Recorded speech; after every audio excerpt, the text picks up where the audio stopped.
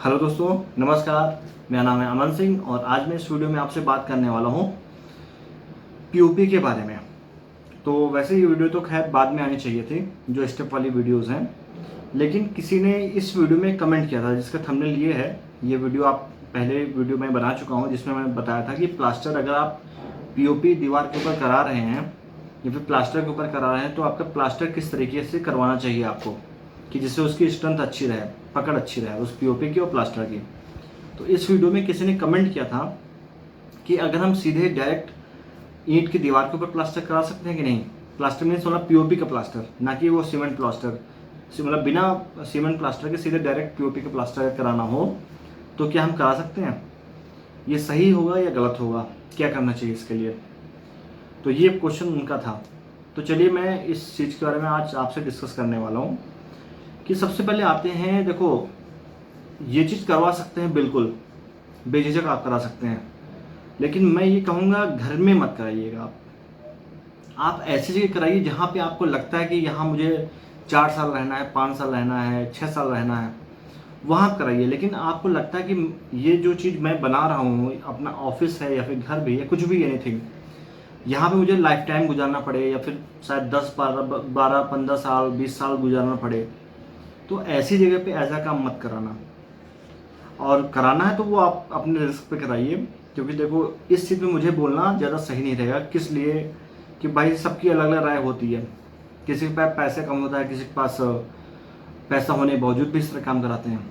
तो जहाँ पे पैसे की बचत करनी है वहाँ आप बिल्कुल करा सकते हैं, लेकिन कुछ चीज़ें सोच के, सोच और समझ के खासकर। अब आते हैं यहाँ क्या गड़बड़ हो सकती है। आप ईंट की दीवार के ऊपर पीओपी का प्लास्टर करा सकते हैं।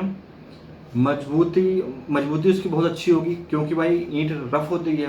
प्लास्टर भी हल्का फुल्का, इसमें काफ़ी सारे ग्रूव्स मिल जाते हैं, लेवल अप डाउन मिल जाता है, तो यहाँ पे पीओपी की पकड़ बहुत अच्छी होगी।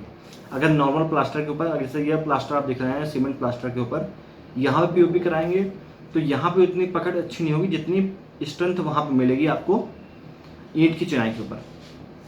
लेकिन इन केस आप ये सोच लो कि आपकी दीवार में कहीं सीलन आ गई, तब क्या करोगे आप?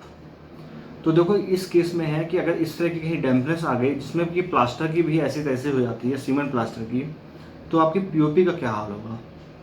तो अगर आप कहीं करा रहे हैं तो पूरा बेफिक्र होकर तभी आप कराएं जब आपको लगे कि हाँ यहाँ सीलन आने का कोई मतलब ही नहीं बनता है, तब वहाँ कराएं।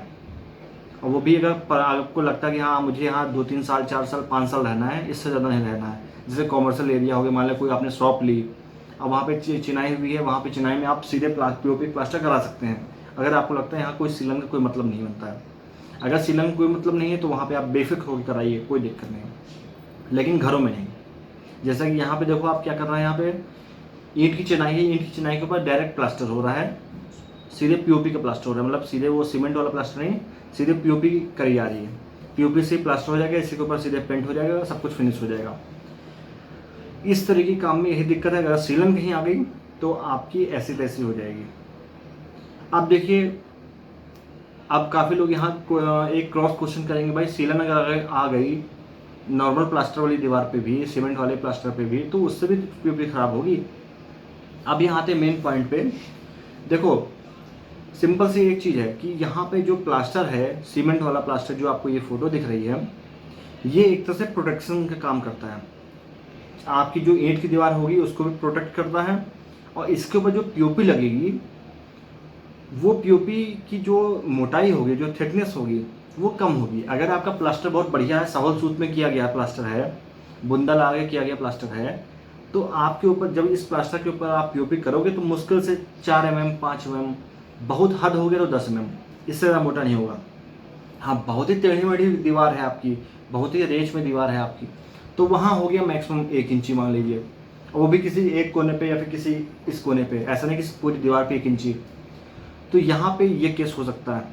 लेकिन जो आपकी ईंट की दीवार है, ईंट की दीवार में 2 फेस होते हैं। मान लीजिए जैसे ये फोटो में आप देखिए, ये जो ईंट की दीवार बनाई गई है, यहाँ पे सामने से देखो आप देख रहे हैं कि बढ़िया फिनिशिंग है, बढ़िया। यहाँ पे सीमेंट प्लास्टर, जो सीमेंट जो मोटर लगा है ईंट के बीच में, वो बढ़िया फिनिश है। लेकिन अगर इस दीवार के पीछे अगर जाते हैं आप, तो आपको ईंट की दीवार बड़ी ही ऊबड़ खाबड़ दिखाई देगी। एक तरफ एक फेस तो स्मूथ रहेगा, लेकिन एक फेस बड़ा ही टेढ़ा ऊपर नीचे होगा। अब आप सोचिएगा कि आपके घर के अंदर या फिर जहाँ भी आप करा रहे हैं पीओपी सीधे डायरेक्ट चिनाई के ऊपर, तो अगर आपका फेस प्लेन है तो प्लेन फेस पे भी कम से कम आपकी 15 mm 16 mm या फिर पौना इंची जा सकती है, अगर आपकी दीवार बढ़िया से बनी है, बढ़िया साउल सूत में बनी हुई है। लेकिन आपकी दीवार अगर टेढ़ी मेढ़ी हो गई और आप प्लास्टर बढ़िया से कराना चाहते हैं तो वहाँ पर भाई 1-1 इंची तक आपका मसाला जा सकता है। और अगर इस दीवार के पीछे जो बैक साइड की दीवार है, जो खुरदरी दीवार है जिसमें मसाला काफ़ी ऊपर नीचे बह रहा है, निकला हुआ है, इस पर आप कराएंगे पीओपी, तो यहाँ तो भाई 1 इंची जा सकता है, 1.5 इंची जा सकता है, 2-2 इंची तक भी जा सकते हैं। ऐसे ऐसे केस हैं कि 2-2 इंची तक प्लास्टर आपको कराना पड़ सकता है पीओपी।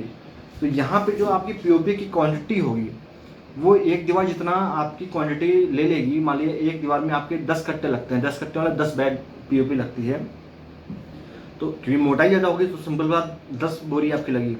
और इतनी ही दीवार में अगर आप नॉर्मल सीमेंट का प्लास्टर कराते हैं और उसको पीओपी कराएंगे तो मुश्किल से शायद 3 ही 4 कट्टे में आपका काम हो जाए, 3 ही 4 बोरियों में आपका काम हो जाए। तो ये भी काफ़ी फ़र्क पड़ता है। मतलब घूम फिर के बात वही आनी है, अगर आप सीमेंट प्लास्टर कराएंगे तो एक तो प्रोटेक्शन आपको अच्छी खासी मिल जाएगी और आपकी पीओपी की लेयर कम हो जाएगी। पीओपी क्या है, एक तरह से मिट्टी है वो, लेकिन सीमेंट प्लास्टर क्या है, वो एक तरह से सीमेंट का एक प्लास्टर है, वो मजबूताई उसकी ज़्यादा अच्छी होती है। तो आप सोचिएगा अगर डायरेक्ट सीलन आती है आपकी दीवार के ईंट पे, तो ईंट की मिट्टी क्या है, ईंट तो पकी हुई होती है तो वो तो गलेगी तो है नहीं, लेकिन पीओपी क्या है, नॉर्मल कच्ची मिट्टी है, उसको जब आपको सीलन मिलती रहेगी पीछे से तो गल के बाहर निकल जाएगी। जब सीमेंट गल के बाहर निकल सकता है तो ये तो पीओपी है, मिट्टी है एक तरह से। अब अगर प्लास्टर के ऊपर हमने पीओपी कराई तो कम से कम उसको काफ़ी दिनों तक, काफ़ी महीनों तक, काफ़ी देर तक झेल सकता है उस सीलन को, क्योंकि अब भाई वो उसकी लेयर पीओपी की उस प्लास्टर के ऊपर कम है, पतली सी लेयर है। तो क्या है, हवा जब आप पंखा चलाते हैं अपने कमरे में तो वो पंखे की वजह से वो पीओपी धीरे धीरे सूखती रहती है, तो इसलिए जल्दी वो वहाँ पे इफेक्ट नहीं आता है। जो नॉर्मल सीलन आएगी आपकी डायरेक्ट वॉल पे, अगर आपने पुट्टी की पीओपी कराई तो तुरंत बह जाएगी, महीने भर में ही बह के निकल जाएगी। लेकिन अगर प्लास्टर आपने करा के पीओपी कराई है तो उसको टाइम लग गया, साथ 4-5 महीने लगे उसको गलने में या फिर बाहर निकलने में, तो इतना काफ़ी फ़र्क हो जाता है। तो इसलिए मेरी सजेशन यही है, मतलब एक तरह से मान चलिए आपने ये मोबाइल लिया, मोबाइल के ऊपर आप वो कवर क्यों लगाते हैं भाई? अगर मोबाइल आप पर गिरता है तो भाई क्रैक होने के ऐसा तो है नहीं कि अगर आपने कवर लगाया तब भी क्रैक कभी होगा नहीं, भाई कवर लगता है तब भी क्रैक हो सकता है, लेकिन चांसेस कम होते हैं ना। तो वही चीज़ तभी तो कवर लगाते हो मोबाइल के ऊपर। और इसके आप और दूसरी क्या है, स्क्रैच भी आपके नहीं आते हैं जल्दी इस पर मोबाइल पे अगर आप कवर लगाते हैं, तो थोड़ा बहुत फ़र्क तो पड़ता है प्लास्टर का। इसलिए प्लास्टर ज़रूरी है, इसके बाद ही पीओपी कराएं, डायरेक्ट दीवार पे प्लास्टर पीओपी मत कराएं, मेरी राय तो यही है। और नहीं तो अपने रिस्क पे कराएं, मैं इसमें कुछ बोल नहीं सकता हूँ आपसे ज़्यादा, ठीक है। तो दोस्तों इस वीडियो में इतना ही। अगर वीडियो पसंद आई हो तो लाइक जरूर करिएगा, सब्सक्राइब जरूर करिएगा, शेयर जरूर करिएगा। वीडियो देखने के लिए धन्यवाद। जय हिंद, वंदे मातरम।